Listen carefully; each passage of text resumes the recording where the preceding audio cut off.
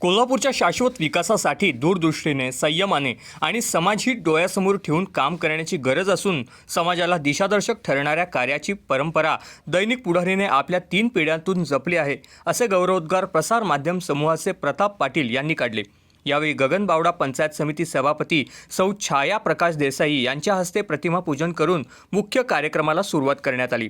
गगनबावडा येथे पुढारीकार डॉक्टर जाधव स्मृती दिनानिमित्त आयोजित व्याख्यानमालेत ते बोलत होते।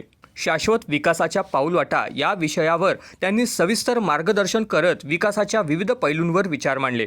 कार्यक्रमाच्या प्रारंभी दीपक घाडगे यांनी प्रास्ताविकेतून उपक्रमाची पार्श्वभूमी स्पष्ट केली, तर माजी सरपंच नंदकुमार पवार यांनी गेली तब्बल 39 वर्ष हा उपक्रम सातत्याने राबवण्यात येत असल्याचे नमूद केले। आपल्या मार्गदर्शनपर भाषणात प्रताप पाटील म्हणाले की गगनबावडा तालुका हा निसर्ग संपन्न असून समृद्ध आध्यात्मिक वारसा लाभलेला आहे। या परिसरातील नैसर्गिक संपदा, संस्कृती, वैशिष्ट्ये आणि आध्यात्मिक परंपरा महाराष्ट्रासह संपूर्ण देशापर्यंत पोहोचवण्यासाठी सामूहिक प्रयत्न होणे गरजेचे आहे।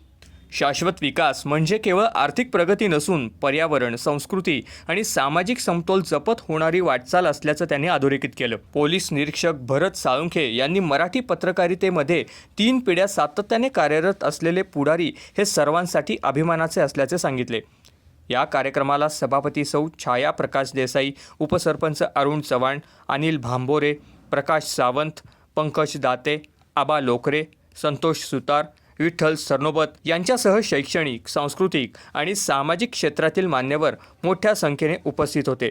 दुपारी शासकीय दवाखान्यातील रुग्णांना फळे वाटप देखील करण्यात आले।